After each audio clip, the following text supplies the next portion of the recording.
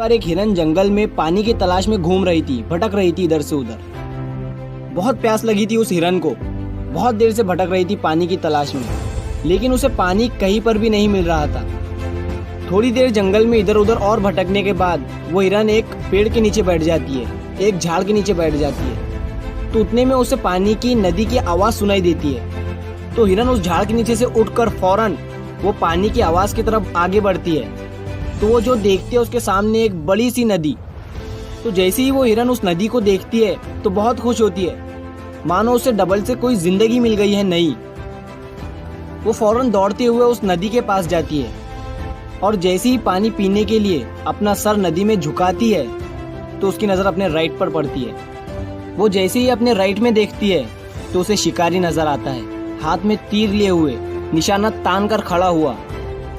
फिर जैसे ही उस हिरन की नज़र अपने लेफ्ट में पड़ती है तो उसे एक शेर नज़र आता है झाड़ियों के पीछे। अब हिरन पानी वानी सब भूल जाती है, कुछ भी नहीं रहता उसके दिमाग में, प्यास वगैरह। फिर वो हिरन पलटकर अपने पीछे देखती है तो उसे भयंकर आग लगी हुई दिखती है जो कि धीरे धीरे उसके तरफ बढ़ रही थी। अब हिरन जाए भी तो जाए कहाँ? राइट में देख रही थी तो शिकारी नजर आ रहा था जो कि निशाना तान कर खड़ा हुआ था, और अपने लेफ्ट में देख रही थी तो शेर नजर आ रहा था। सामने तो गहरी और लंबी चौड़ी नदी थी और पीछे तो आग लगी हुई थी। चारों रास्ते बंद हो चुके थे, चारों तरफ से मुसीबत आ चुकी थी। अब हिरन सोच में पड़ जाती है और वो ये सोचती है कि चारों तरफ से मेरी मुसीबत आ चुकी है तो मैं अपना काम करके क्यों ना मरूं। मुझे वैसे भी तो मरना ही है तो मैं पानी पीकर क्यों ना मरूं। तो वो हिरन अपना पानी पीने में लग जाती है। लेकिन थोड़ी ही देर के बाद जैसे ही वो हिरन पानी पी रही थी तो उतनी ही देर में ऊपर से काले बादल छा जाते हैं और उन बादलों से बारिश होने लगती है। तो जो आग थी पीछे की लगी हुई वो पानी से बुझ जाती है और पानी के कारण शिकारी का निशाना चुक कर शेर को लग जाता है और शेर की नज़र पड़ती है सीधा शिकारी पर। तो शेर शिकारी के पीछे लग जाता है। तो जैसे ही हिरन को पता चलता है, जैसे ही हिरन पानी पीने के बाद अपना सर ऊपर उठाती है तो वो अपने राइट में देखती है, उसे शिकारी कहीं पर भी नज़र नहीं आता है। वो अपने लेफ्ट में देखती है, उसे शेर भी नज़र नहीं आता है। वो अपने पीछे मुड़कर देखती है तो जो आग थी वो बुझी हुई दिखती है।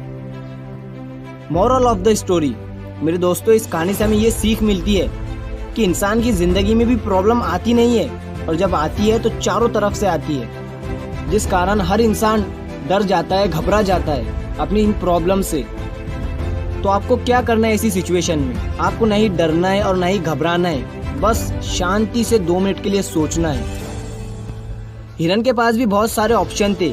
हिरन भी ये सारी सिचुएशन को देखने के बाद या तो पानी में छलांग लगा सकती थी या फिर इधर उधर भाग सकती थी, लेकिन उसने शांति से सोचा और वो अपने काम पर लगी रही। वो पानी पीने आई थी और वो पानी पीने लगी। इंसान भी अपनी कामयाबी से थोड़ी ही दूरी पर रहता है, लेकिन उसे मुसीबतें दिखनी शुरू हो जाती है, घर की प्रॉब्लम, पैसों की प्रॉब्लम, जिसके कारण वो कुछ नहीं कर पाता है, घबरा जाता है, डर जाता है। लेकिन आपको ना ही घबराना है ना ही डरना है, बस आपको अपने काम पर बने रहना है।